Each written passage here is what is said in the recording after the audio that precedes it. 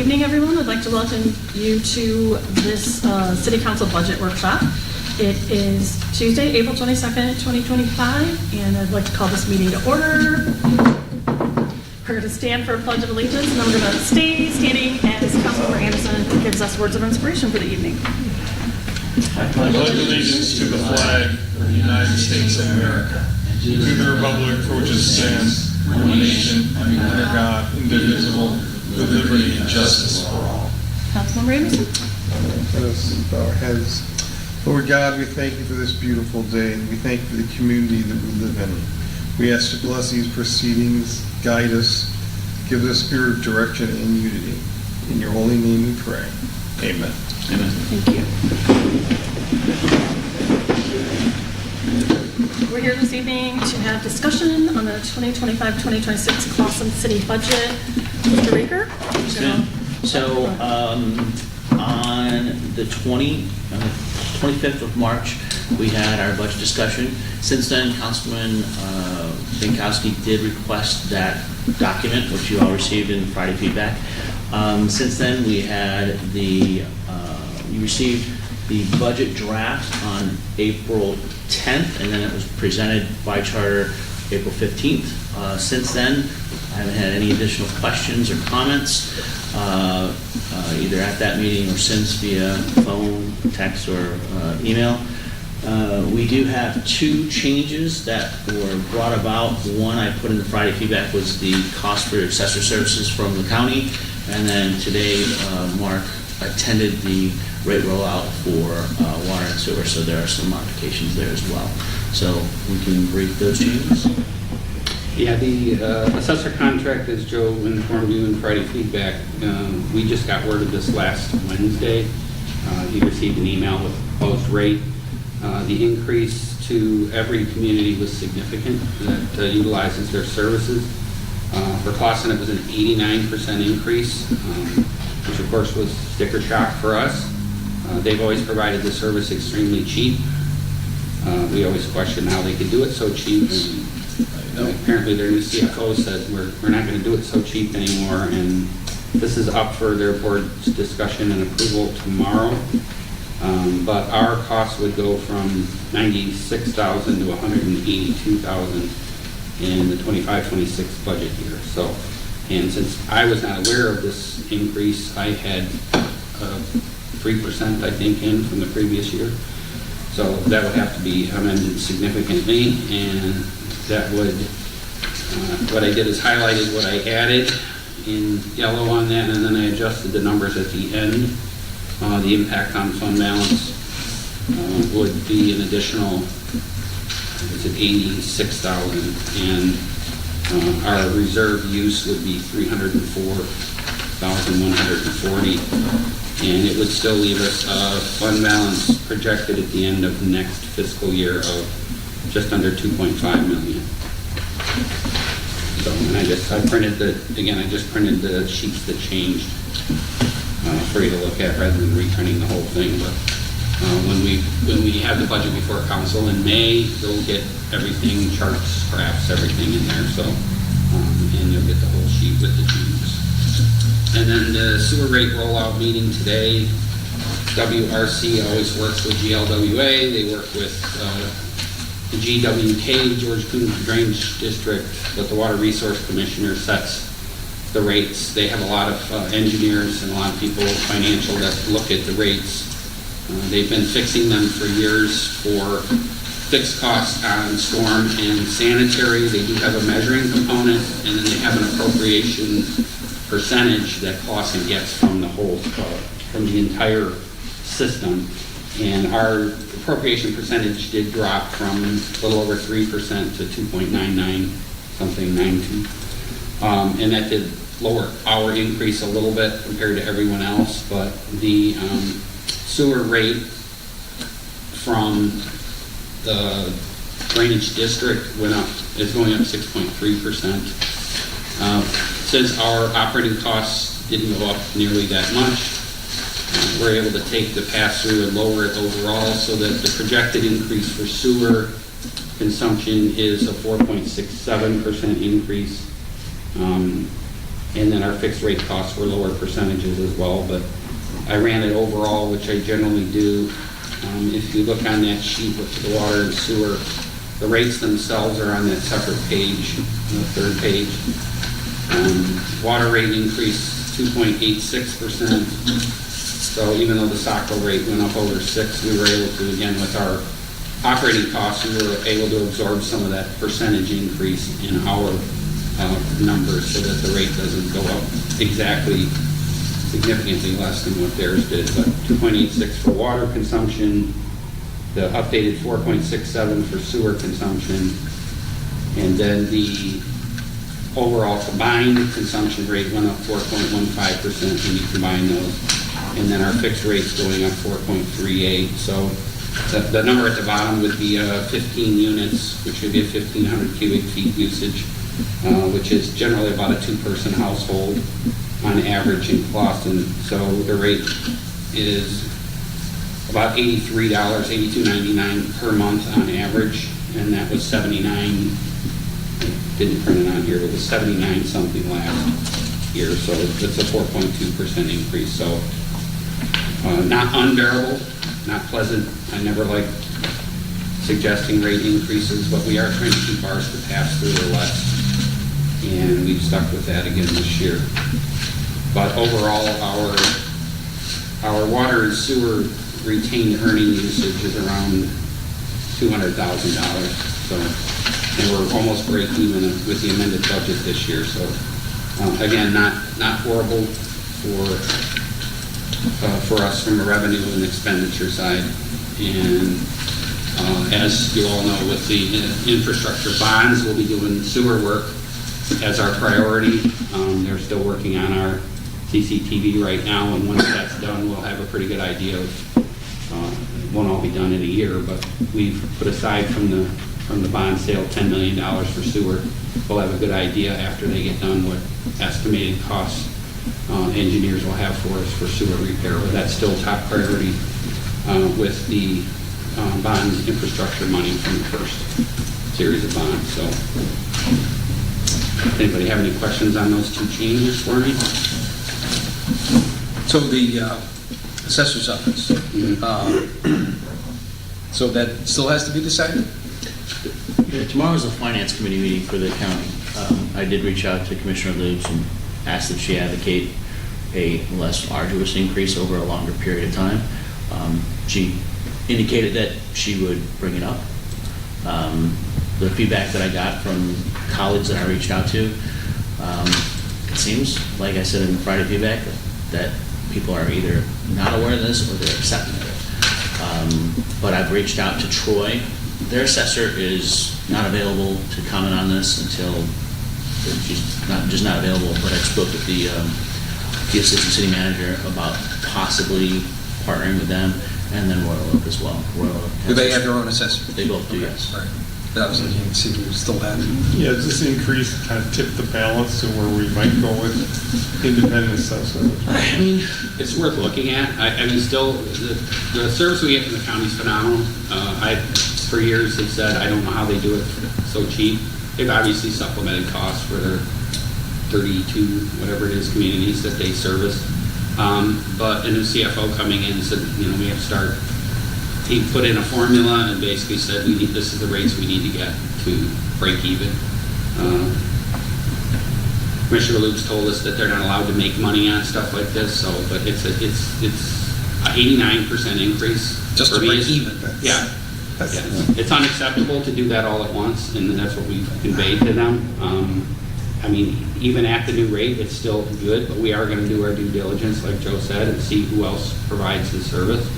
To see, I mean, I know there's communities that are going to jump ship if they go through with this increase, that are going to want other services. Do we know what other communities will jump ship? And, at that point, if you have enough communities that jump it ship, changes altogether. Yeah. So, Yeah, it could get. but I don't know. I don't see how it can this close to the budget cycle. I mean, this feels a little deliberate as well. As backing us in the corner. Yeah. But we've been with the county. Michelle researched this since 1986. So for whatever reason, everything was working very well all these those are years. so cheap. Yeah, the price was right. Well, I mean, for them as well too. Apparently it didn't put them in the red. So. But I haven't, tomorrow I'll have a more formal exchange with the city of Royal Oak, and I think Troy, it might not be possible just because of the lack of availability there. I think the person's on FMLA for a short period of time. Do we have an idea of how many communities access this service from the county, and how many have their 32. own? And how many have their independent assessor, all the rest? I would assume The bigger balance of ones, the, yeah, the bigger communities tend to have their own. Okay. And the smaller communities in some of the townships that don't want to provide it have utilized the county. So I think 2 of the townships had already said they were looking at contracting elsewhere, so. But, so it's an attention getter, there's no doubt about that, but at this point, again, it's been so inexpensive, but we'll do our due diligence and take a look and see if we can get it done for, if this is a done deal, then we'll see if we can get it done cheaper and still effectively. I think we're I'm imagining we'd be partnering, not getting our own. No. We're not big enough just for our We, own. honestly, if we had to do our own in-house, it would be significantly more than even with the increase. Are other counties going through the same thing with their, I wouldn't know, I don't know. We have had comments that the sheriff's department, they sprung a huge increase with the sheriff's department. Apparently this is reflective of all the contracts, whoever has it with the county. So sheriff, services, dispatch, jail, whatever it is, when their contracts are up. The feedback that I've received was that it's going up dramatically. But the sad thing is that this wasn't, I was talking with Michelle, when we talk about any changes in medical insurance or anything like that, the costs are usually foreshadowed with us in advance, like, hey, anticipate, a 15-20% increase. There's some dialogue in advance to kind of soften the blow and prepare yourself for it. There was none for this. And so 89% is not user-friendly at all. I was just kind of talking about this, and somebody said, was it tariffs? I've heard that joke many times. They have you over a barrel because they're doing it so late in the budget process. And a lot of the communities are saying, same thing with the sheriff's department. They sprung an increase on them last minute, and there's no way that they could provide services like that elsewhere, so they didn't have anything to compare. But some of them are looking at their options. And then with this, some of them do have an option that may be less expensive that they may just jump ship on it. So.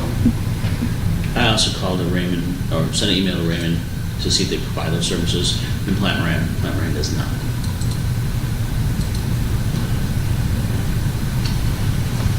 So we should have more finalized information before the budget's in front of you in May. So if there's any suggested changes.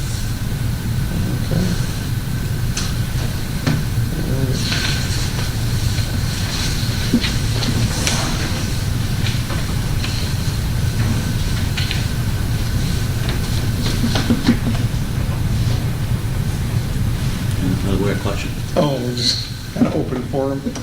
I have one question in the Treasury Department. About a couple of years ago, there was like a raging debate around here about whether we need 2 people or 3 people in that department. The consensus seemed to be that 2 is too few, but not necessarily that 3 was the right number. And I thought at one point we looked at possibly going to like 2.5. Maybe having a shared person in Treasury. Well, I think technically the 1 is a shared person. Okay. Correct me if I'm wrong, Michelle's? I think Michelle's afloat. Yes. Considered afloat in the evening. Oh, So okay. she could be shared by another department if needed, and does help out where needed. Is it like an undesignated float? It could be, Whichever department's needed. It's not assigned to, but okay. that's a position in the union that's considered a float position for that reason. So she's still budgeted under the Treasury Department, even though she understood that she could float about. Yeah, I mean, like Michelle said, as far as tasking wherever it's needed or short staffing situations. So you've had. You're at City Hall. Yeah, so in essence, you've got 2.5 people per se. Correct. Okay. Yeah, and she's a lot more available during non-tax collection this period of time between Right. March and Sure. the beginning or end of June. She's a lot more available to float. because they don't have nearly as many people without taxes coming in. But starting July 1, she's almost exclusively treasurer, but then if Michelle needs help with something, she's available to help.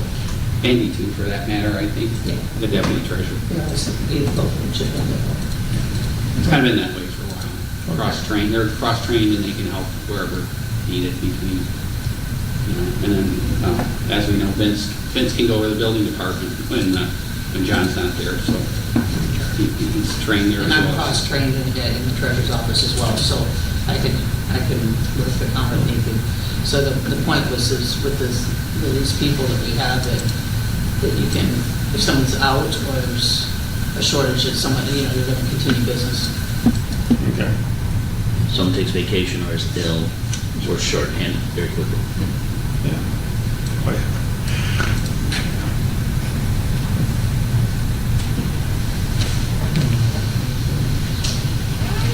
yeah. I did have another question.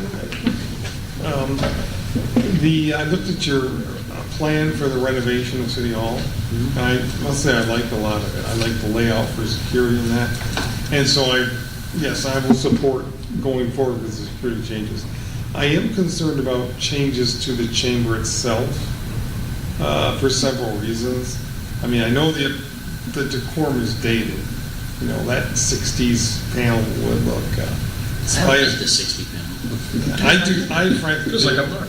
I like it. I mean, it's as dated as my peach and black tiles in my bathroom, I guess. But my point is that at this point, do we feel the community really wants to renovate the chamber? I know the discussion was maybe we sit on one level around the table, and one could say that might be an improvement, but is it necessary at this point to tear up the chamber? Of all the things, that is the least costly. I think there was set aside $47,000 for that. And we've already discussed in-house, and then also I spoke with Mark Parkman from AEW today about having a meeting with you guys as far as infrastructure is concerned. And I said, that's probably the one piece that's the easiest to jettison that we could do in-house if necessary, or not do at all. So. My question is, are we going through this document section by section, or are we just throwing out questions? I just want to know, so I know However whether I can you, ask my however you questions feel, now or later. however you. Well, it's your meeting, now. That's our meeting. Yes, well, So what? I'm in favor of doing Jupiter, just kind of walk through it. I'm good with that. Whatever, I was just curious, I just want to know, That's fine. so I know where to ask my questions. Okay. However you'd like to do it. We can go through from general fund, starting with the first document then, from April 10th.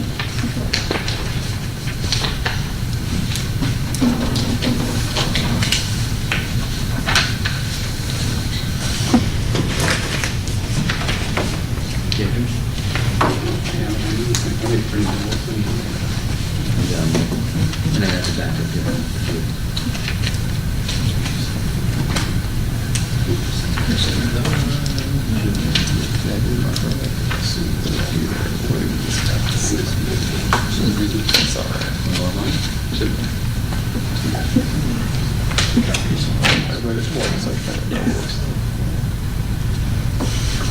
Yeah, if you want to start at the beginning, the general fund revenues, I generally give the highlighted increases, percentages, our property tax revenue. Overall revenues, we have about just under 3% increase budgeted. Our Headley rate will reduce from 12.6509 down to 12.4307. And our property tax revenue is estimated around $6,560,000. That's the two millage, the override and the general operating millage combined. So we're about $6,560,000. And then our state shared revenue is actually a small increase in our statutory, which kind of held steady for a lot of years. I think going all the way back to Governor Snyder. They took quite a bit of that from us years ago and haven't really given a lot of it back, make us work for it. And but the constitutional end of it is by formula, not a huge increase there either. But overall, our revenue is expected to be, that figure on the first line, 10,685,330. Like I said, it's about a 3% increase. Any questions on revenue? And then starting with expenditures, I did do, starting this year, based on the auditor's recommendation, breaking down the retiree healthcare cost by department. That was one I changed last year because I went back to what I did before, but then the auditor informed me that the state's going to require us to start breaking down those costs by department. So I moved those back into the departments, and we did a study. My predecessor had started that work, and then I just worked with that and came up with breakdowns by department based on the retirees and what department they worked in. So those are broken into the expenditures now. I think from a overall standpoint, there's not a whole lot different. Rate increases based on union contracts, 3%. Our benefits, we did get a large increase in our Medicare for retirees, which is a one-time thing, and that's because, according to them, the government is not subsidizing as much as before, so now the insurance carriers are going to pass the additional costs on to their clients. So for us, we hit a large increase in our retiree health for our Medicare, but that is supposed to go back to normal starting next year. And then if we go through city council, again, we budgeted for 7. If it stays at 5, then that'll drop a little bit. It's not a big difference. Under city manager, we have we have a city manager, and then Kristen is budgeted there as well. Our total budget there is $279,700. Elections, I believe we have one next year. Did you confirm that? We have. Just the November? Just the city, Schedule general for city now. election next year. The August one isn't in this budget? We don't have an August, we don't have a primary. There's no primary? No, it's not under our city to do a primary. So it's, November is the next scheduled election. I mean, August is a date open to all. Like, schools ran one in August. If the state was to put something on, it could be an August date. Or any of the other upper levels could put something on an August ballot. But right now, I don't know of anything scheduled. So right now, November is the next scheduled election. So we would have one election in the next budget year. Was there a change in primary process? We've never had a primary. Our charter doesn't call for a primary. Oh, I'm saying just for the state. Have we? For governor's race, right? Or the statewide races. How is that? No, that's always a gubernatorial year Yeah. or presidential year. Okay, we're talking, okay. So there are some cities that have primaries. No. So like your larger cities could have a So primary. we're, okay, the following year, never mind. Yeah, so odd year is usually just the city Yeah. election, but there are some cities that run. I've got primaries. the 26 in the brain, that's it. Yes, that wouldn't be till August, November of next year. Yes.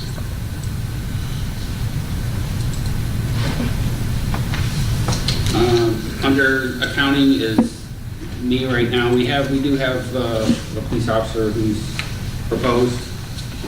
Let him get through the accounting class at Walsh and see how he feels. He said he's interested, so if that happens, my plan is to work halfway through the year full-time, somewhere toward the end of the year, overlap some time so they can start training with him. And if he continues to be interested, he would take over the full-time role in January of 2026. So, but I told him I'd be available to help him, at any point in time, so. Is there a reason we're not advertising the job publicly? Yeah, so I'll take this. So within the last collective bargaining agreement, we offered an incentive for our officers to study other things besides psychology, I think it was criminology. And then we also offered a additional kicker to study finance. And so this gentleman approached us immediately and wanted to do this, and so with Lauren, the opportunity to mentor somebody in-house became a great opportunity, and it's the direction that we proceeded with. Yeah, it's not, going back here, the two people prior to me, Michelle, you would know who was before John. I don't think anyone's had the luxury of someone training them, because generally they move on and you have to find somebody. It's a luxury, but don't say, that's not a negative word. In the sense it's, the lack of, these two people are here because of the institutional knowledge that left when they went out the door. So having them back and training their replacements is worth every penny. And he seems very motivated, and he said he'll know soon enough if it's something, and then of course I'll know if it's not working. Then I would certainly make the recommendation to Joe that maybe we do go outside and find somebody. But I said I feel like he's pretty motivated, and he's taken some classes already, but this accounting class at Walsh is the one that's governmental accounting. And I said this is, he did a lot of personal finance. I said governmental accounting is what will tell you if you want to do this job, because it's more accounting than anything else. So, and like I said, he seems interested and motivated, and if that doesn't change, that's the plan. The assessor we talked about, but that's going to change. We just don't know at this point what the county's going to do, but as soon as we know, we'll share that with council and make our recommendation. But again, we're doing due diligence to see if that's a service we could provide outside the county.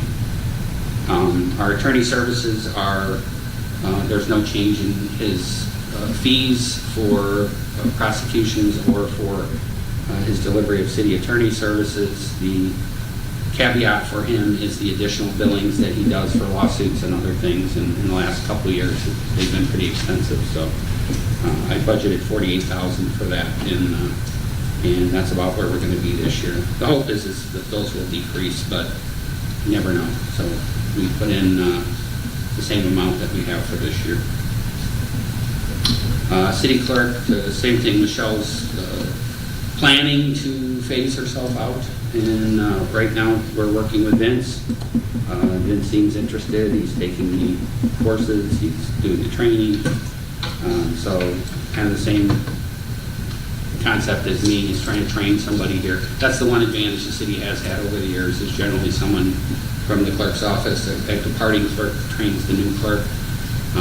They've generally gone out with the ability to train someone else. So, and that helps. You can speak to that, because when I started here in 2000, Carol Canary was here, and she'd been clerk for a lot of years, and Michelle trained under her and took over that spot. And then it's one of those things where if you get somebody who's willing to be the deputy and wants to move into that role, Mike Smith did that, and then Victoria was the deputy, and then she moved on. So, but it's nice to have that option, to have someone train and impart some of that knowledge that you have over the years into someone else, and then still be available to help them with possible pitfalls. But right now, that's the plan for next year as well. Treasurer's office, we kind of covered that with your question, Bruce. We have 3 people assigned, but we do have someone who floats between where needed, usually the clerk's office and the treasurer's office. City Hall budget, we do have the shared costs that we have with the DDA are in here. The DDA preliminarily approved the budget at their last meeting with some shared costs. So For the pavers, and then for also the Christmas decorations. So the pavers for us would come out of major roads for this fiscal year, so it's not necessarily part of this budget. And then we had proposed a match of $10,000 out of the ARPA funds for the Christmas decorations. And we can say pavers, just for clarity, you're referring to the equipment that does the paving. For the paver. Yeah, I'm talking about the labor, because we have the actual paver. Okay, so, the actual brick pavers in now. Okay. The brick pavers that are in. And the plan is the ones that are engraved that people paid for are going to go back in where they're at. So that was a concern, which I understand people don't want to see their bricks moved, so they'll put them back in that place, but they're gonna fix the issues. But that'll happen during the current fiscal year, so. You might even have it on the next council agenda. Under City Hall, it talks about the 4th of July budget. Did the council approve the 4th of July special event? That'll be before you on this, at the 7th meeting. Yeah, and that's a reimbursement for the ground restoration and the DPW equipment. I think this will be the third year. Council approves it, this will be the third year of that.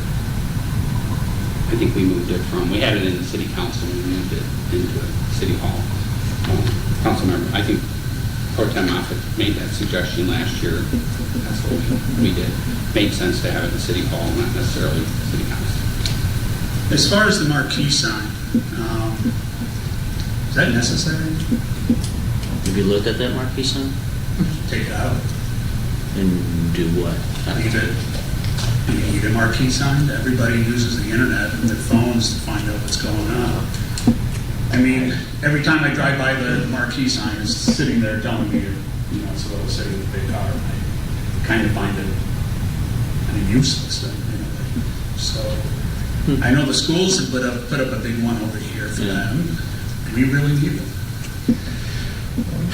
You make a good point, but I'll diplomatically disagree with you. I think it's a way for us to really promote what is going on, and not just us, but also the library, the DDA, the chamber, anyone else that wants to.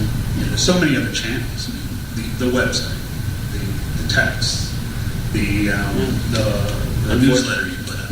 Unfortunately, Unfortunately, you got to do all of them, because someone can make well, I don't read the newsletter, I check the marquee. Yeah, it does kind of cover all those that don't access what you referred to. And yes, there are people in the city that still kind of live in the Stone Age.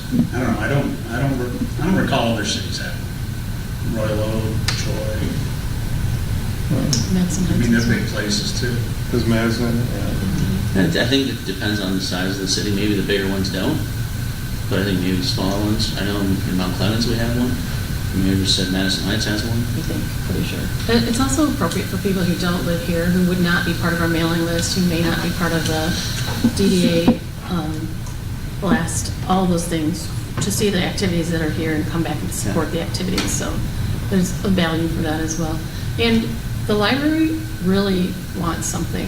They have a lot of programming, and they're really looking for ways to promote. They, of course, want it on their lawn, but, there's no conversation that we can just combine these things, and that it is a good reminder for people when they're driving through, because you look at if you're like me, you look at the pulse when it comes in, you look at all the dates and stuff, but you don't necessarily mark them down. So if you come through and you see something, if you see that there's Easter egg hunt or a trick-or-treat thingy or a bar crawl, it tells you, hey, let me check that out and do that. It has a level of redundancy, I will agree with you on that. But unfortunately, in the various forms of communication, some people have given really good feedback. Like, I'm glad that I see what they see over there. I will say that this is a bit archaic. I mean, we were putting out letters back in the day before we got this one, literally putting up the council meeting on a board. If you look at their sign back here, if we had one that was more modern, you obviously get more information. This is a scrolling sign. Yeah. And I think it's definitely way outdated. We can't add pictures. We can't really add much of anything. It's just the words. So you're trying to just get a lot of rolling words on there. And I think that when I drive by their sign, you literally say, okay, basketball game, and then the next thing is this event. And the whole page is the event. So it's really quick. I mean, they pay a lot of money for their sign, but I think that if we had something that would be more up to date, I think it would be, you wouldn't see the heart every time you drove by it. That's just the #1 slide that comes up. But if you sit the light long enough, you'll get a couple of slides, but it's slow. It's just outdated technology. So Well, we also have prime advertising real estate, right? Some of the other Yeah. communities where Don't have that. Royal Oak is, it's not necessarily a high traffic area. Rochester Hills, they're kind of tucked in the back. Rochester itself is tucked near the park, right, so they don't have that type of advertising. I think you mentioned Madison Heights has one. I think, pretty sure. I think Yeah, that's I'm pretty Yeah, sure. they Yeah, can. I mean, it's just, the location presents itself that we can do some additional advertising, get some more visibility. Clinton Township has one on Gratiot. Yeah, because it's primarily. It's just another way to promote ourselves and the many good things that we do, which is valuable. We should do that. Can you tell me more about the holiday decorations? We got $10,000 set aside for the poles, the decorative poles in the DDA. I think there's 132. The math is roughly about 10 grand a piece between the DDA and the city to share the cost to put a decorative, whether it's a snowflake or a snowman or whatever it may be, on those poles, every other one. So this is just on the main roads, it's not replacing the crash and the Santa out here? No, it's just in the DDA, 14 Mile Road and Main Street. Okay.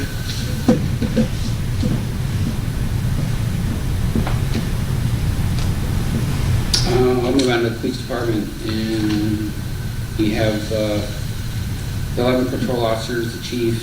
We did add the 5th sergeant last year, contract adjustment. We are committed to the school resource officer, which we will pay 25% of the cost for. That's progressing forward. It is. I think the understanding is that during the non-school year through the summer, that they'll come back and serve as an officer. So we'll have the ability to have that person where needed in the police department.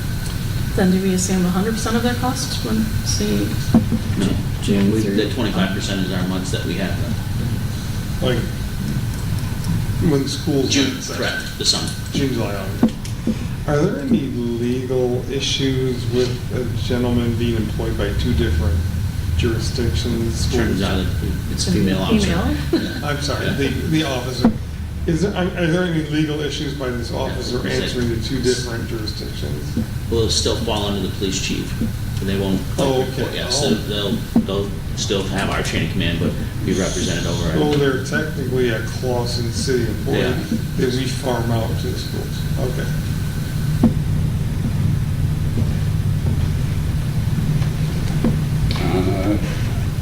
The jail dispatch contract remains the same. The chief negotiated that last year, I believe was the first year, so this will be the second year. Is that a 3-year contract? What is that? Five, yeah. Oh, it's yeah, sorry. There were some adjustments on the capital for the chief added, I think there were 2 tasers that they needed as well, and that's been added into the annual cost through the program that started 2 years ago, I believe.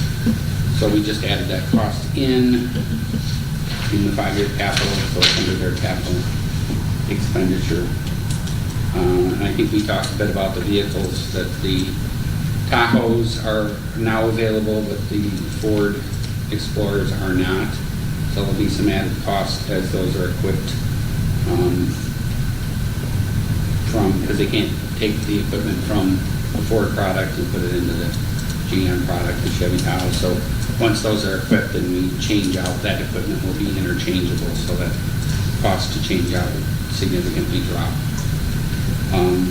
But overall, the police budget is $3,481,360 for the upcoming year.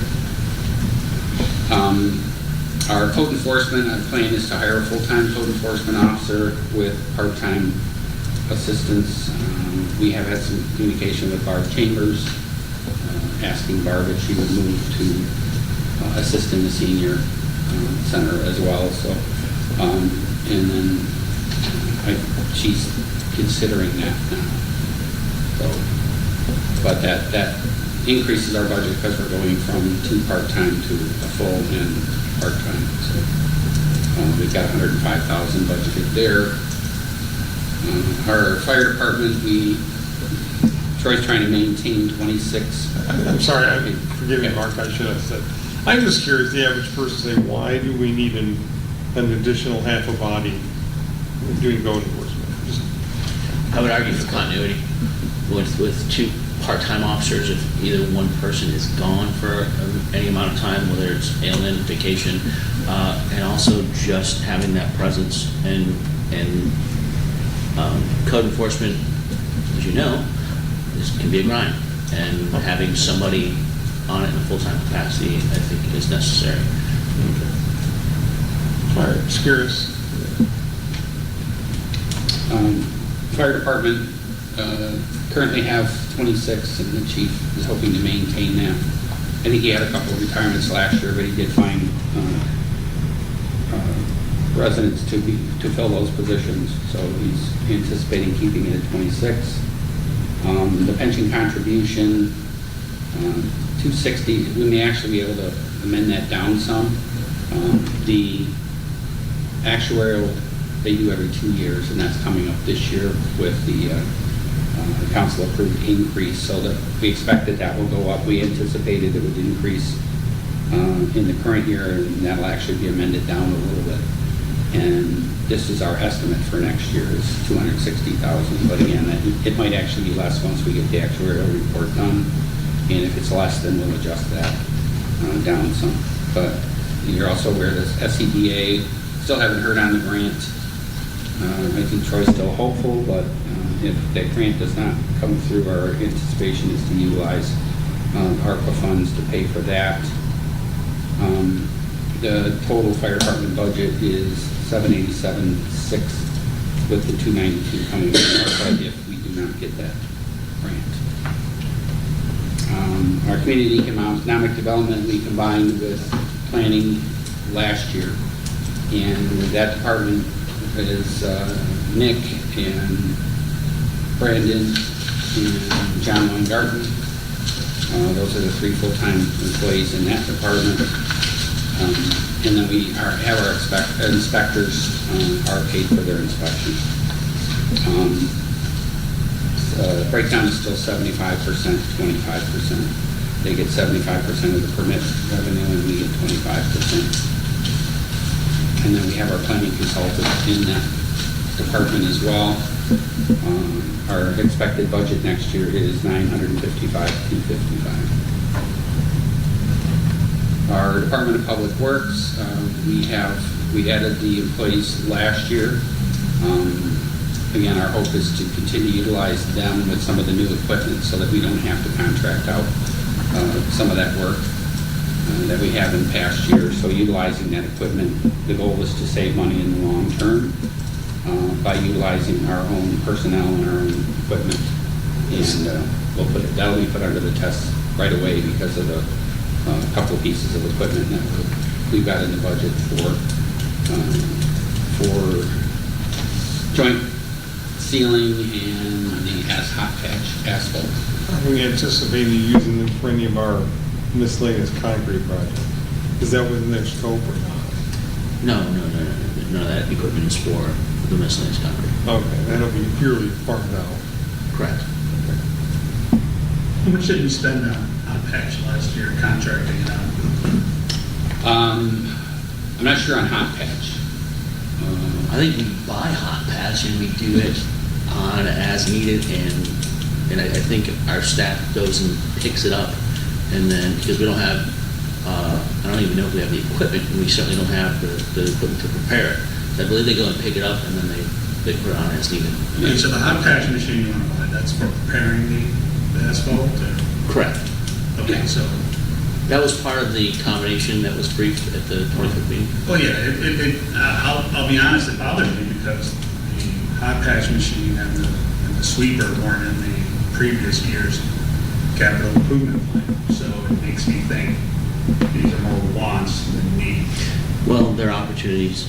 Yeah, it's opportunity cost. They weren't aware of, I guess this company, Brown, is the one that's kind of taken over for Doheny, and they're offering things that weren't available in past year.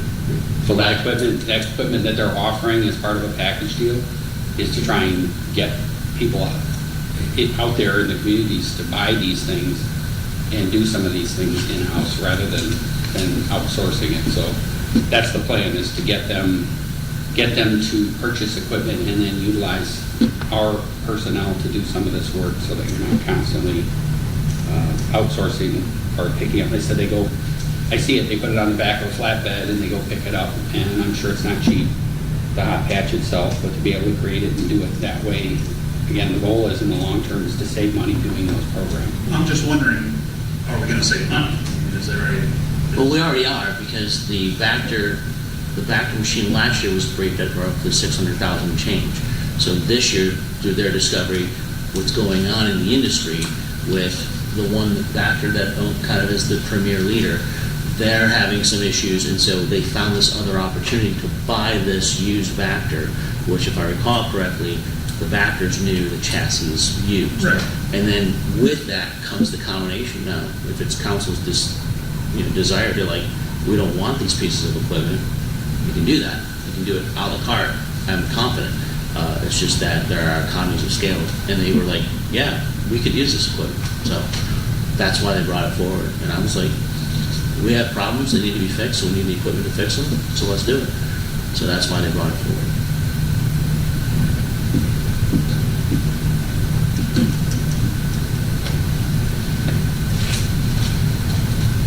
DPW total budget is $691,690. Our street lighting is ongoing. They bill us monthly from DTE for the lights. They own and generally rent the lights to us, I guess, so to speak, for rates. And we're always looking for LED. Just for your awareness, that comes back to council. The purchase will come back to council, for your awareness. So it's not like you approve this budget and we're getting this equipment. So you'll see it again. So, No, it's all right. And we are looking at, we did LED changeouts back when I was here before. And what happens is, again, over time, your return on investment. I think at the time we did most of the streetlights around the community, return on investment was 3 years or 4 years. it's quick. And it's a quick turnaround because they charge significantly less for the LED lights. So, and that's still the plan, is to look at wherever we can change out. And DTE offers that. We try to take advantage of it. So our budget for next year for that is. The placement of LEDs, how often does that happen? And they don't necessarily, from what I recall, is that they tend to fade rather than just be burnt out. And is there a way that you can determine whether or not, it's still, I think you're saying the sodium vapor ones as opposed to the LED. Those would be changed to LED. Yeah, the decorative lights that we have out there now are what they're working on now to change out to LED. Okay. And then That orange light. The ones that are on the more stand, brightly. the up, well, not the over street, but the ones that are standing upright? Yes. Okay. But I guess, and maybe I'm off base on this, but I thought that there was a concern regarding LEDs and their lifespan, and whether or not the fact that just because they're off doesn't mean necessarily they're replaced. It's the fact that they don't necessarily emit the same candle width or whatever lumens as they had originally. That they tend to fade and not necessarily notice it because it's a slow decrease. Is that a... it's the first I heard. Okay, it was one of those that I'm just, something I came across, and it was a couple of years ago, but whether it's, still relevant or not, I guess my concern is making sure that we've got adequate streetlights, that those lightings aren't affected by something like that, and that we're monitoring that, and whether or not that's a cost to either monitor or replace or however. I know the ones that were put throughout the community on streets were, we actually had to have them put dimmers on quite a few of them because they were so bright. And then some of them, they just lowered the output. But again, the lumens, some of them are extremely bright and people don't like them. And then the other ones, they're trying to come up with the happy medium, but they're able to put like a deflector on them to keep the light directed down.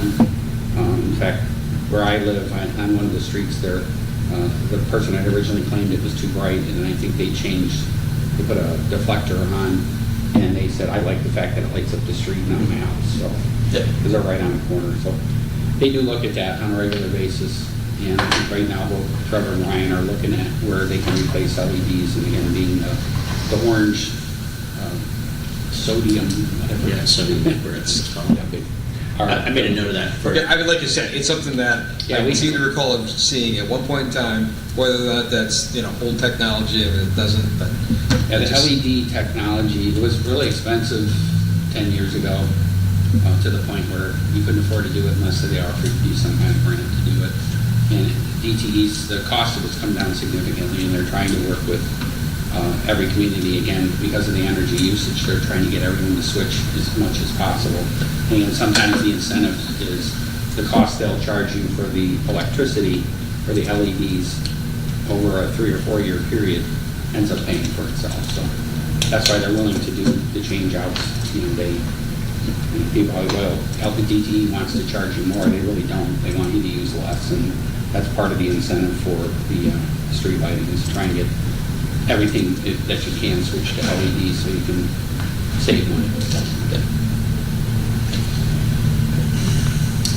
Senior programs, we have, Lisa is the one full-time person.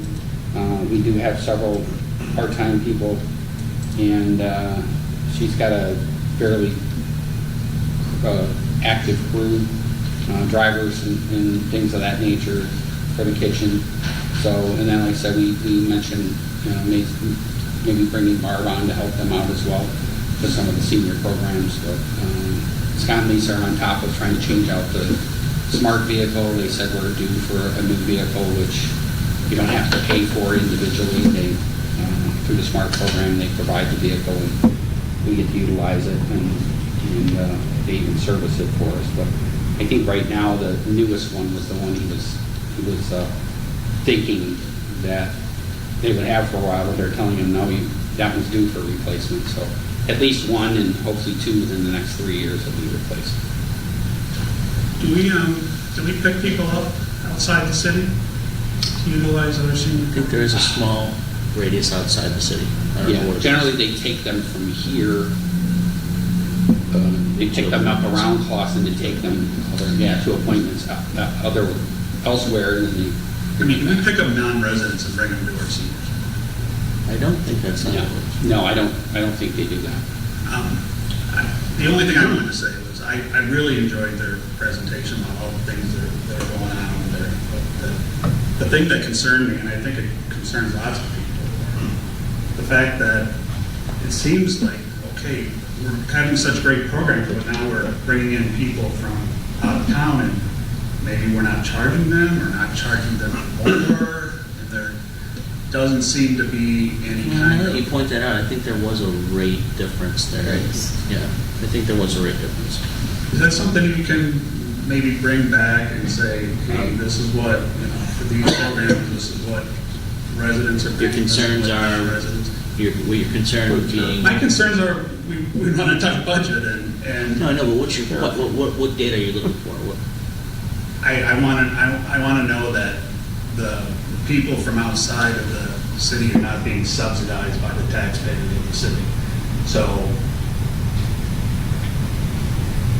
It's not the Terravon. what's that? No, not terrible. It's not the Terravon. That's a nonsense. Yeah. I mean, we collect property taxes from our people, Right. and Royal collects property taxes from them, and if the Royal people are coming here, then, well, yeah, I think, It's an equalization. it might be the commingling, and I'm speculating, that people use our senior centers from outside the community, but I'm not sure if they're using our actual bus or transportation services. okay, well, the bus is one, the meals are another, the programs are another, and so forth. I mean, I can't walk into Troy's Community Center and say, I want to go use the gym. They'll be like, here's, pay us a lot of money, and, we're going to pay more because I'm from Clawson, not Troy. So I just want to make sure the same thing is happening here. We'll get clarity on that. So you're looking for a fee schedule for non-citizens? Yes, and citizens. Yeah. There were two boys, many communities I faced that. Citizen, non-citizen, or resident, non-resident. So we're all citizens.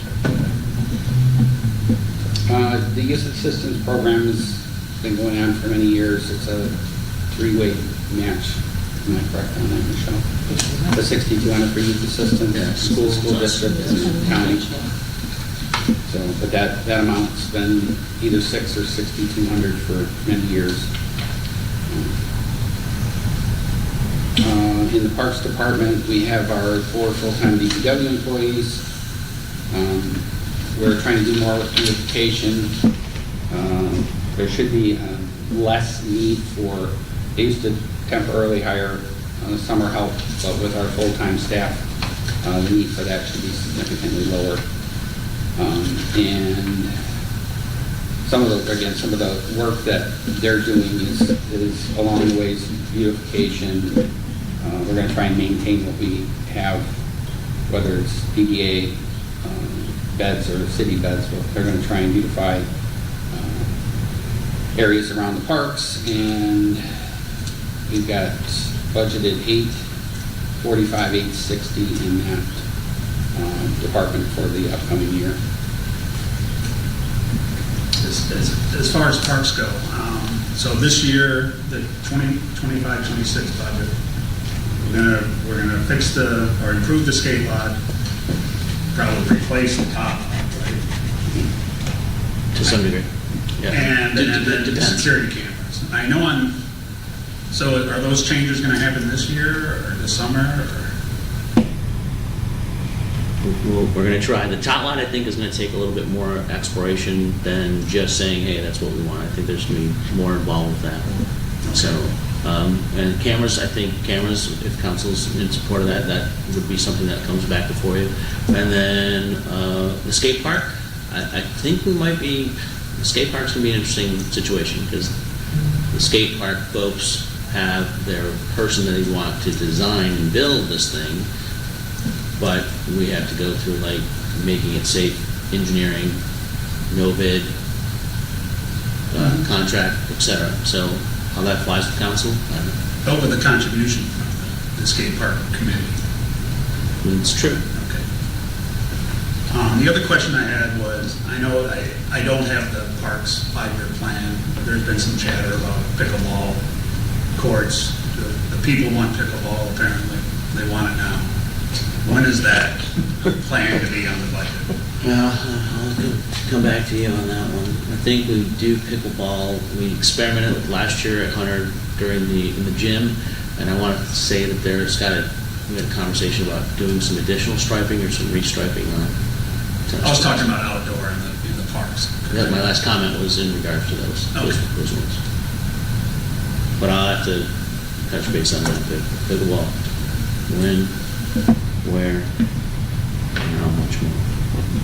So just our tennis courts in general, we have the one that's in City Park, and then we have 2 that are over in Grant. Is that right? I won't be able to speak with any definitiveness about Grant, I'm sorry.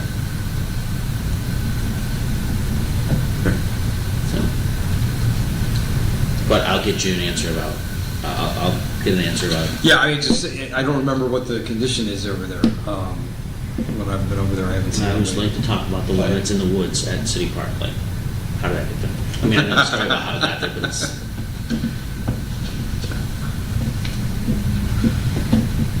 So just going back to the top lot, that takes up a large space, and it's been there for quite some time. You look at aerial shots from, what was it, late 70s when it was first put in? I mean, it's not in anywhere near the condition that it was back then. So, I mean, we're going to look at keeping it the same dimensions, or that's all on the table? that was basically, hey, we know we need to deal with this, and as the ARP funding that was remaining, as we set aside, it was like, hey, listen, we have a big demand at City Park, so let's set that aside for the following things. So what portion of that will go towards, start vetting that through the Parks and Rec Board as well. And this is top of mind, just coming from a baseball game, the batting cages are in really bad shape. So they've got some zip ties and some holes that apparently they've had hard-hit balls just going through. So there's a safety concern with that too.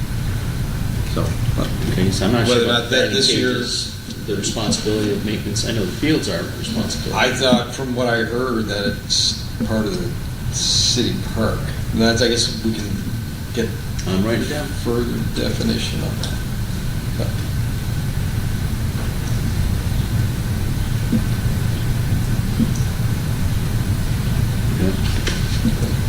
But they, I did like to see that the DPW did create a better situation in the dugout, so that was nice.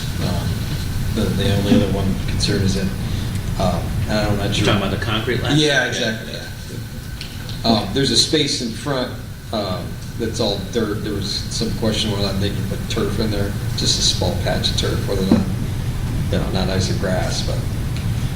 What diamond is this? Where you're? This is the varsity field.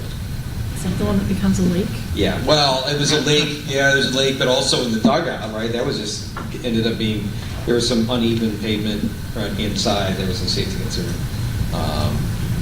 But yeah, Piece of turf location where now? right in front of the dugout. I'm not sure if it's on the home, on the visitor side, but at least on the home side, it's a big patch that could use at least something to keep it from, again, a safety issue wherever they are. When groups use the, non-school groups use the ball field, do they pay the city or do they pay the school district? Should be That goes city. to recreation. Yeah. Okay, so the city. So the other thing too is that on that, right, do we have it locked and do we have a schedule when people can go and? That's when our park attendant is supposed to be vigilant on that. So if we see somebody that's using it, say, hold on a second, This is- where's your document that says you need to be here? Yeah. Okay, okay. You're going, well, you both were saying the same thing. Yes. So Yeah, it should I be mean- locked all the time unless has an approved school use or a renter? Is that what you're I think saying? it's kind of hard to like keep people out of that, but we'll have to. But isn't Yeah, that tighter on isn't that vigilance the in the goal, schedule. is to have it locked so that people aren't tearing it up when it's not in use? Yes, I When mean, it's prepped for and the use? folks that are there They're- at their schedule. That they're using it appropriately for the And they're use not intended. making money. Right, that they're not out there with their They're on dog. dirt bikes. Right, Yeah. yeah, exactly. And I don't know if it necessarily gets as much use, but there has been concern about people taking advantage of it and using it that shouldn't be there, who are legitimate teams that couldn't find a home elsewhere. So, but at the same time, I think we do an excellent job at scheduling. I've had incidences in another town, the initials are RO, but will remain nameless, that have triple booked when I've been over there. And I don't think we've had that problem. And so, yeah, just as far as making sure that, people are supposed to be there and that they're paying a fee appropriately for that use. Got it. Recreation is our director, one full-time employee. In fact, we're sitting in on the training tomorrow for a new program. Rec Pro is phasing out. He has a new software program that called Rec Track by Vermont Systems that we're getting some training on tomorrow. And our goal, we went from nothing in Scott's short time to Rec Pro and now to Rec Track, and it's been great as far as internal control for being able to track the kind of payments they're getting. So far it's been, there's been a boost in revenue there just because he's able to provide different payment options for people. And we're looking at the possibility of a direct, right now we still enter receipts into our receiving system here. We're going to tie that in to a CSV file so that we can upload it directly in the treasurer's office. Won't have to take that 15 minutes to enter it. Is there a way that could also include some of the properties that are around the school, tie it into their program, such as the tennis courts over there, or perhaps maybe even the backyard? Yeah, Scott's really trying to work on sharing use of facilities, and then, Scott ran an extremely successful summer program at Berkeley, and he would love to bring that to Clawson. And it was a huge revenue generator, and it was a huge hit for individuals, and they had the direct access to the schools in Berkeley, which was a huge help because they could utilize the gym and other things. So Scott really is trying to get work with Billy to get utilization of their facility, whatever it takes. Because CRVHL uses the middle school field during the summer. In fact, they were just had practice out there. So yeah, it's just. Yeah, he's looking at every opportunity to work together so that we can share resources. Yeah. Madam Mayor, do you want to call for a break, or, I would love to do that. because other people are already. Sure, everyone in agreement? Aye.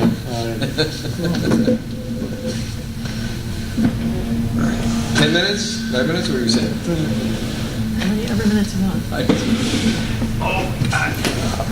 Well, I'm freezing, so getting up will give me warmth again.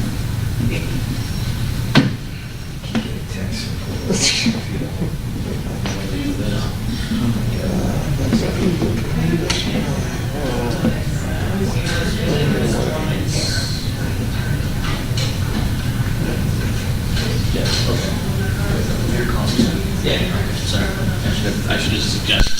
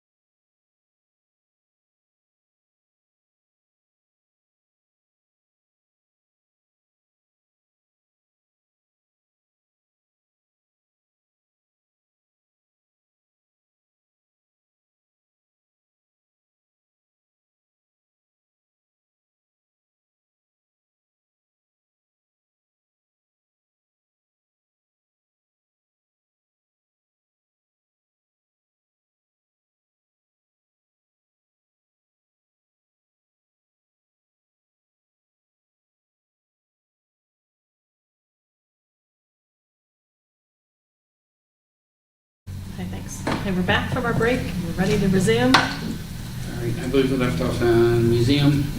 We have our curator, Leah, doing great things. Trying to set up more kid-owned tours and everything. She's been great and continues to try and come up with archiving of documents and other things, trying to find historical homes around the city. So she continues to do a lot for very little. Our other functions is in case we have anyone collecting unemployment, we're reimbursing employers, so anyone who collects, we reimburse, they bill us once a year. So I don't think we've had anyone in the last year collecting unemployment. Retiree health insurance, I mentioned earlier, moving that from a separate department in the general fund into their own departments. So that will actually be zeroed out this year. Same thing with the retiree merge cost will be distributed amongst the departments and funds. Our transfer out is the bonds that we issued in 2018 for the pension. We distribute the costs amongst the funds that are paid back bond costs. There's no additional millage levied for that. It's just paid back by, like I said, by the funds that utilize the employees and retirees. The principal payments will increase 4 times over the last 6 years, and then they run through 2032. Those will be part of the budget as we go through. And then once those bonds are paid off, that frees up significant money in several funds. So that's the light at the end of the tunnel for that. I think we have 8 years left of payments. 7, maybe 7, counting 25, 26. Our general contingency is a leave buyout. We do have provisions within the contracts that allows a limited amount of unused leave time bought back, sick and vacation, and then what's left in there can roll into sick, but generally we always encourage them to use their time, and the majority of people here do use their time, so that we're not buying it back. So, How did the February change in law affect this? I don't know that it'll change that much. There's actually a GASB provision that's coming out, 100 and something. I don't know if you had a Talking about chance to read it. the part-time, Yeah, the sick- required sick time. Yeah, the sick There was a leave. provision in there about not, There's no buyout. Yeah, I think in the there's end, no buyout for it's them. basically it'll be a kind of a use it or lose it. Yep. And then you can allow rollover if you wish. And again, if we have permanent part-timers that have time and they're not able to use it, I don't think we're interested in taking it away from them, but the majority of them, we believe, will use it. Again, we're trying to encourage people that are sick to stay home and take care of themselves. And then the fact that we do know that there are some that if they're not getting paid to stay home sick, they're going to come into work. And now that they can get some sick leave, that they'll stay home and take care of themselves. So that's kind of I think that's the idea behind this, is to try and make sure people take care of themselves, and the fact that they'll be able to get paid for some of their time if they're homesick will benefit them. But as far as an overall cost, I don't think there'll be a whole lot of cost to the city for that. Under our debt payments, we do still have the Act 99 installment purchase for the energy efficiency program. 3 years remaining, I believe, on that. And again, once that's paid off, that comes off the books. But I think the payment for that has been the same under Act 99 financing, around $220 a year, and there's 3 years left. And then overall, our expenditures, again, we updated the sheet that I gave you is an update with the increase in the assessing services, which will go up by 86,000. So the bottom line numbers, the balance reserve use is going from 218 to a little over 300. If they don't make any changes at the county level and council approves the new amount for assessing services, that would go up to just over 300,000 of fund balance use. And I'm anticipating we'll be around 2.5 at the end of June of 2026 in our reserve, which is just under 25%, or around 25%. Anybody have any other questions on our general fund? As far as the general fund expenditures, you say there's a 25.6% fund balance. How low can that get without affecting our bond rating? Or is their bond rating more than just the fund balance? We have a fund balance policy in place, which they like to see. It's a 10% reserve requirement. And if they see that you have a policy in place and that you abide by the policy, which we do or above that, they generally won't impact your bond rate. They'll keep it. So we've got a very healthy. Yeah, 25% is very healthy. Okay.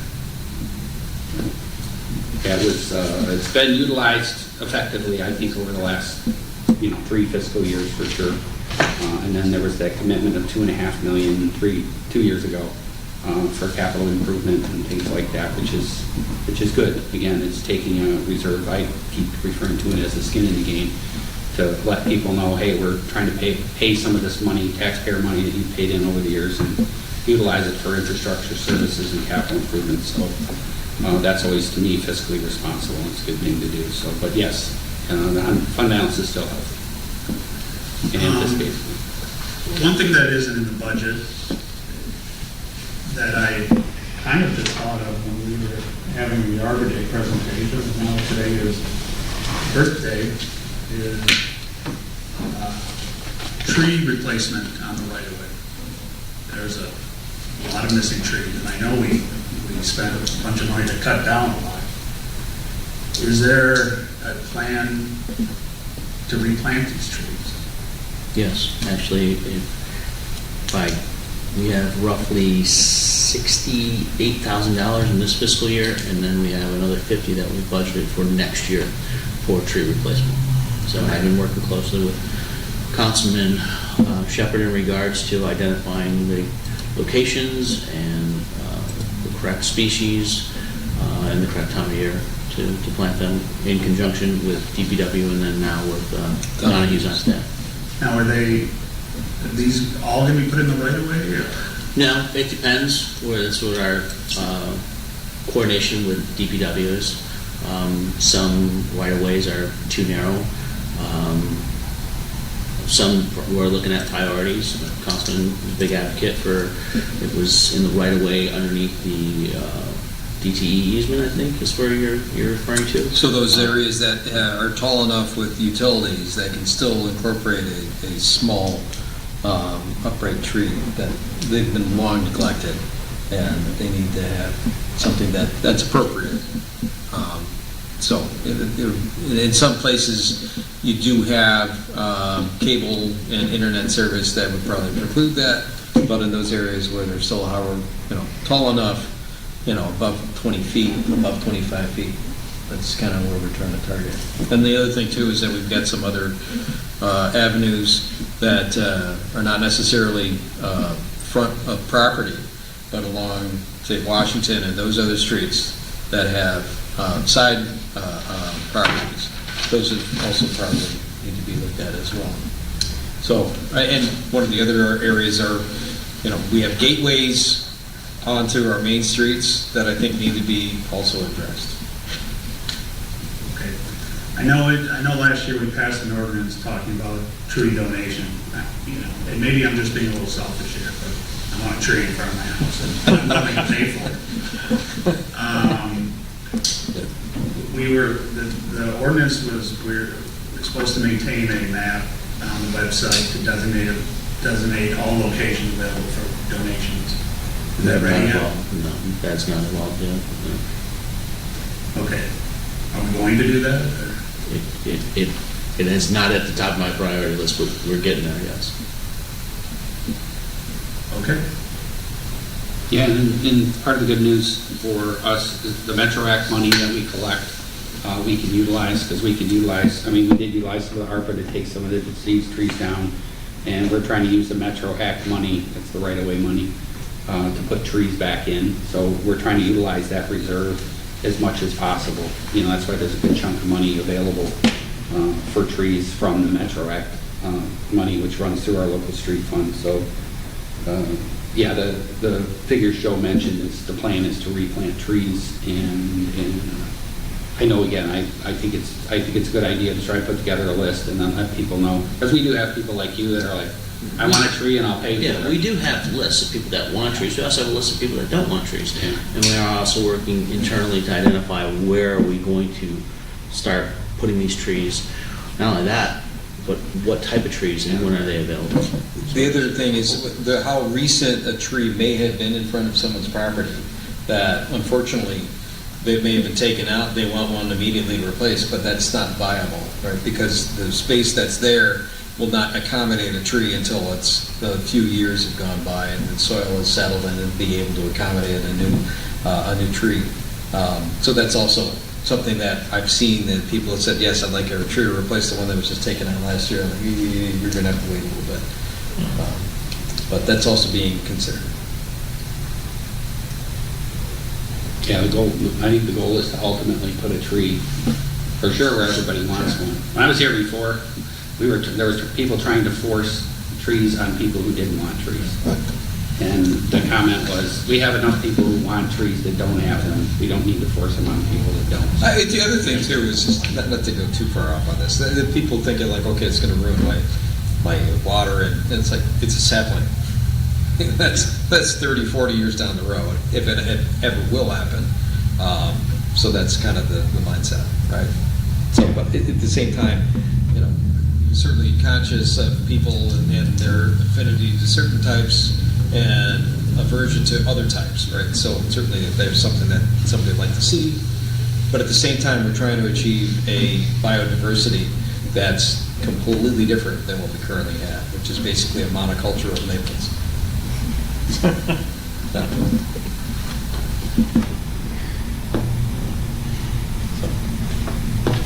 Just let me know when I can plant my tree. Move on to major streets. The major source of revenue is still the same. We get our gas tax monies through the state of Michigan under Act 51. We budgeted our major street fund revenues about $1,025,000. This is another fund expenditure-wise. We've utilized some of that reserve over the last few years to work on concrete repair, extending life of roads as much as possible. Again, we contracted to do joint sealing, and again, that's something we'll be able to utilize, hopefully less expensively, keeping forward, because it does extend the life of our roads. The ones that are in good enough shape that don't need to be replaced, so that's still part of the plan. We do have a bond that's getting close to being paid off through the Michigan Transportation Fund. That's about $87,650 is the scheduled payment for that next year. But we do have a plan of expenditure of fund balance, again, for 25-26, but we expect to end the year with a 70%, again, extremely healthy fund balance in our major street fund, even as we're spending that down, utilizing for road purposes. Local streets, again, we don't get as much revenue for our local streets. There's a breakdown that we work with. I think it was updated just a couple of years ago to make sure that our major and local streets were accurate. But we are able to transfer a percentage of money from the major streets to the local streets, which we take advantage of every year, so we can utilize more funding on our local streets. There's a lot of push in Lansing to try and utilize, to interchange those funds a little bit more than they allow us to through Act 51. I think there's some opening to that where you can utilize it. They're not as stringent as they used to be as far as what we utilize, because again, we generally have a lot more local streets, but we get more funding for major streets. But again, utilizing the funds interchangeably, I think, is something we're looking toward. But I did mention in here, our Metro Authority, $50,000 is in here. If there's a need to spend more, we can. So, but we put $50,000 in for the upcoming year from the Metro Authority, and I think we also have some money in there from the general fund. So we're trying to get there, to get people who want a tree, to get them a tree, so. But I appreciate Councilmember Shepherd's expertise on this. It's been extremely helpful, so you don't often have someone that interested and that knowledgeable, so it's certainly helped us in that realm. So. But once again, we expect a small surplus in our, or a small use of fund balance in our local street fund, less than 23,000. And we'll still have a fund balance just over 50% at the end of 26. Our refuse collection fund, thankfully we've maintained enough property tax that we haven't had to consider a Headley override there, so we continue to generate a small surplus there. Our revenue's estimated about 1.3, and our expenditures just under 1.3, so as long as we're continuing to maintain a small surplus and add to our surplus, we won't have to consider any kind of service cut or Headley override. So, but our fund balance is expected to be about 14%, which it had gotten down to single digits. Yeah. So that's good. That's always good to know that we're able to fund what we do in a rubbish disposal, refuse disposal fund.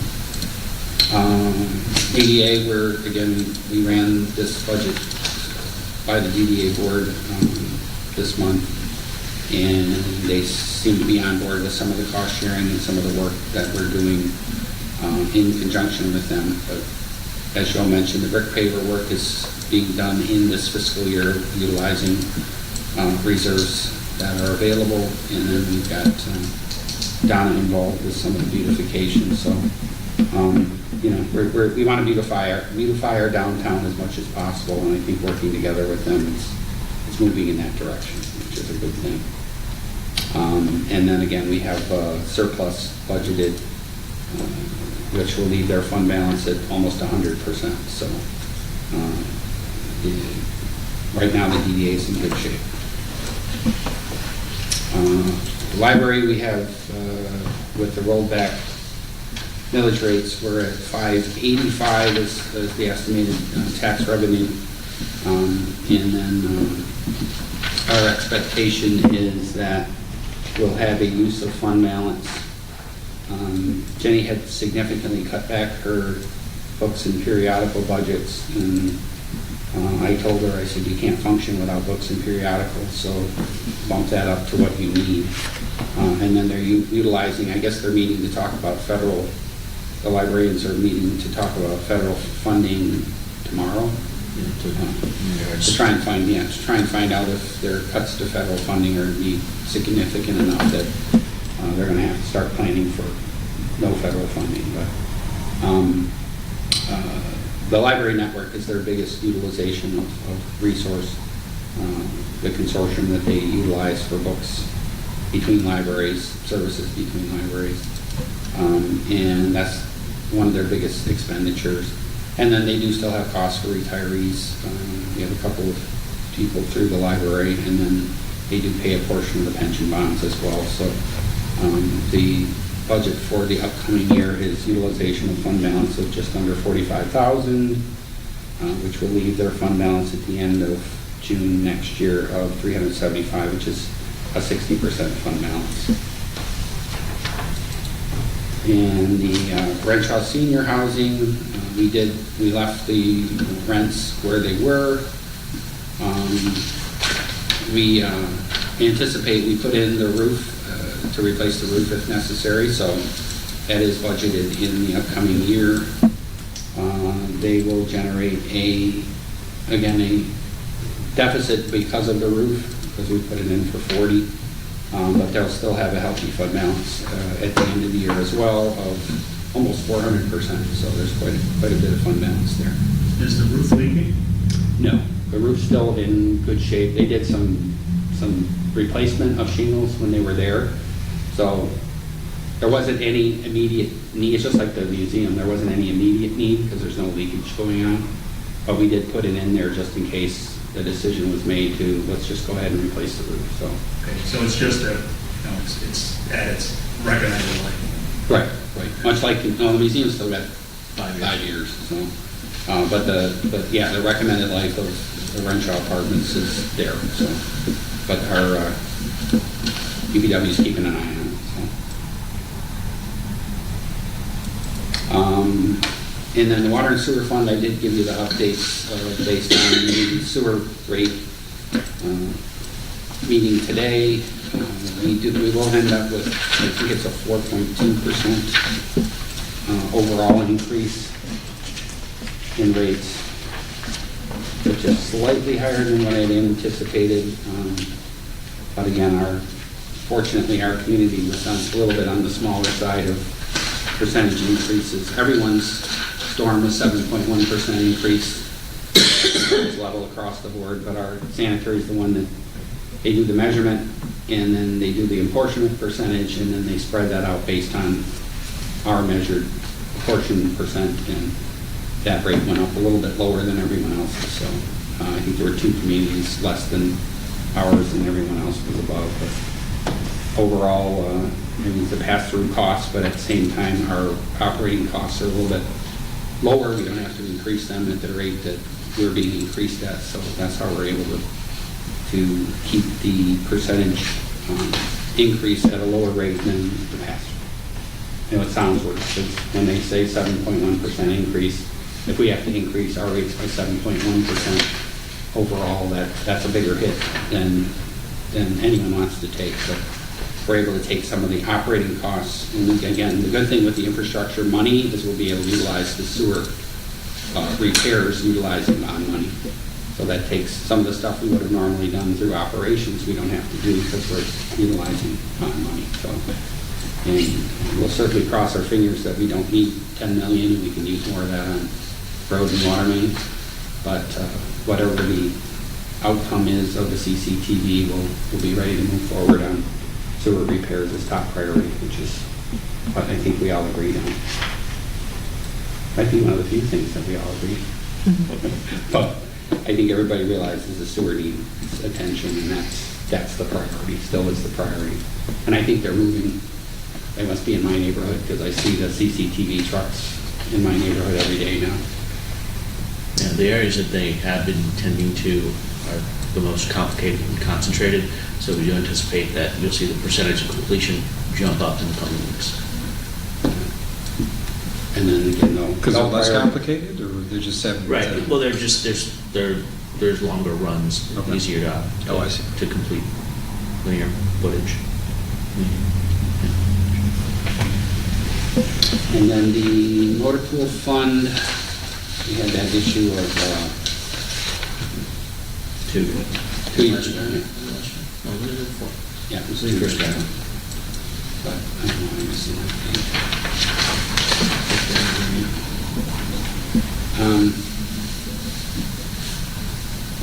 Yeah, we still have our 2 full-time mechanics that are paid through the motor pool fund. We're maintaining the rental charges. That was one of the things we had to do to make sure that our net position stayed above the level where we didn't have to do a recovery plan, a corrective action plan, CAPP. But we didn't have to do anything this year because we were able to build a surplus there. So, but the equipment that's coming through, we'll utilize internal, council approves of the equipment, we'll utilize internal loans between the general and water and sewer fund that we'll be able to collect the interest ourselves, pay ourselves the interest rather than going out and paying a bank for that. But we'll extend the repayment period over at least 5 years on some of this equipment, which will allow us to fit it within the budget on an annual basis. So, but we built that reserve. Again, we were down in, I think it was less than 20% a few years ago, and it's up to 114.8% reserve projected for the fund balance in the motor pool fund. So things are moving opposite. So we charge all the different departments for the use of vehicles. Yeah, there's a Schedule C that the state puts out that gives you rental rates on all the equipment that you have. So anything motor pool owns or motor equipment fund owns, it gets utilized elsewhere in the city. It's paid for using those rental rates. Okay, so I mean, we've got a fund balance of $711,000.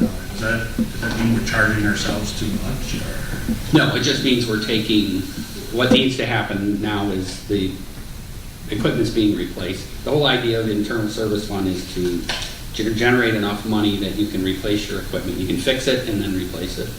Over the years, we've never done that. We've never had enough money in there to be able to do that, but we're building enough money now to where we can finance this stuff and still replace it in a timely manner, so that we're charging the rates the state tells us to charge, but ultimately, the idea is to build up enough money in there to. So the $711,000 will eventually buy new equipment? Yes. Okay. We'll utilize it, and then utilizing the financing option that we have will allow us to extend those. We won't wipe out fund balance in 1 year, we'll extend it over a number of years, and we'll try and maintain it, a healthy percentage. I would say 50% in there helps. But, it just gets to the point where, and that's been the case here for the longest time, is there's never been enough reserve to just buy equipment. There's been enough to piece, equipment and keep it together, but if we finance the equipment, we can use that surplus to pay for it. So that's just kind of how it's worked out.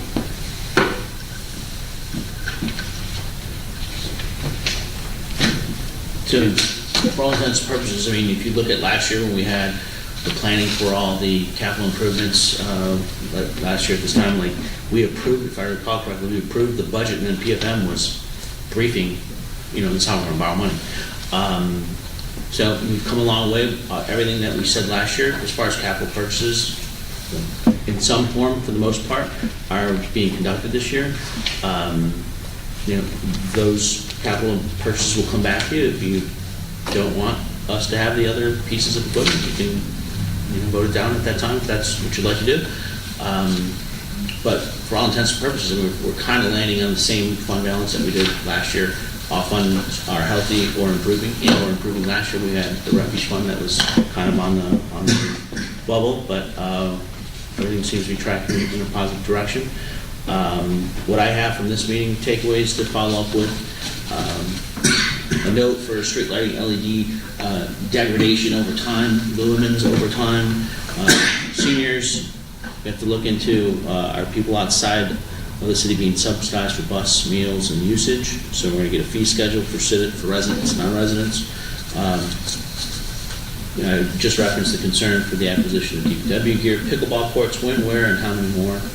Tennis courts, the narrative, what's going on with the ones that we have.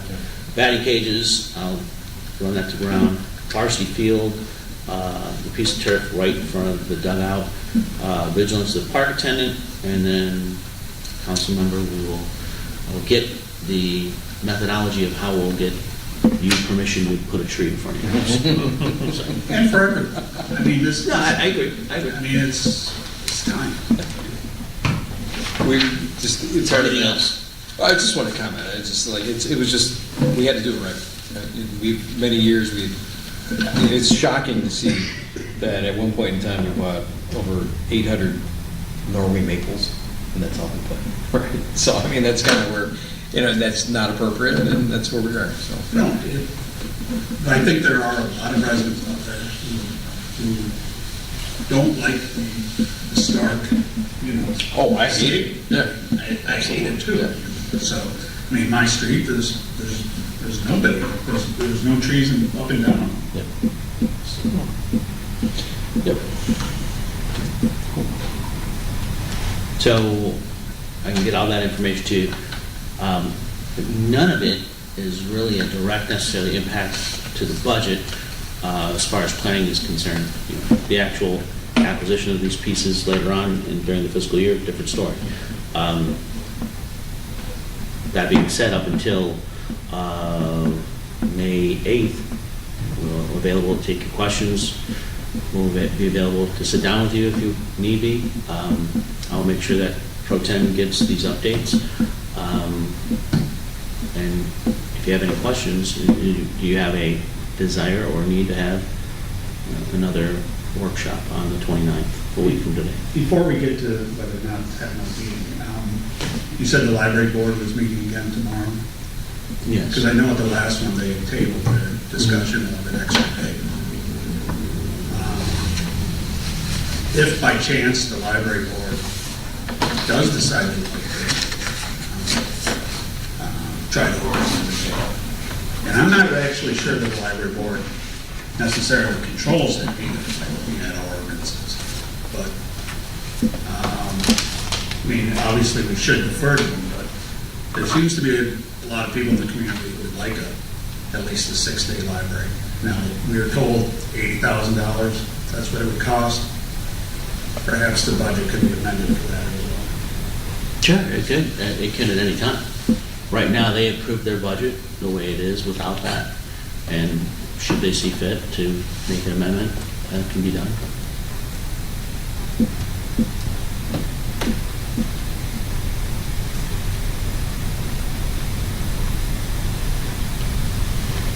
So is Yeah, there- they're not meeting tomorrow. Jenny's meeting with other librarians to talk about federal. Oh, that's right. Their next board meeting, I think, is in May, Yeah, I think it's, where they're going to talk about Okay. it. The other thing they asked me to look at, and I'll get to Jenny before they meet, is additional hours to existing days, approximate cost of that. So I can't remember what, I think it's maybe 6 of 7.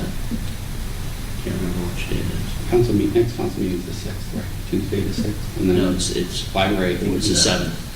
7th, okay. We are. I think the library meets the day before that. I think they're. So the 5th, no, they're on a Monday, they're on 5th. Monday. Yeah, 5th, this will be May 5th. Regardless, it'll take a budget amendment, because they've already passed the budget.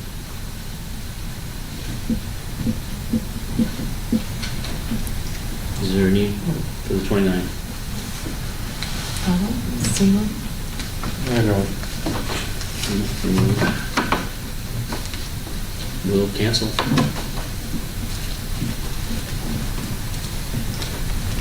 Anything else for this meeting? Thank you for presenting, Mark. Thank you for all the information, Mr. Rieger. Thank you for your information. Thank you for your questions, council members. I will get that information back to you this week. Shall we adjourn? Please. Support? All in favor? Thank you very much. Meeting adjourned.